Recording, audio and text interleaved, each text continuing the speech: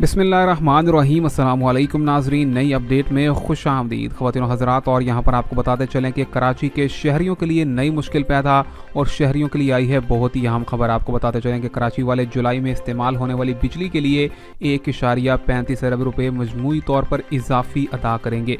आपको बताएं कि यहाँ पर नेपरा ने यहाँ पर अपने नए बयान के अंदर जारी किया है और बताया गया है कि इलेक्ट्रिक के सार्फिन को जुलाई में इस्तेमाल होने वाली बिजली का माहाना फ्यूल प्राइस एडजस्टमेंट के तौर पर यहाँ पर उनको तकरीबन 1 रुपया फ़ी यूनिट इजाफी अदा करना होगा।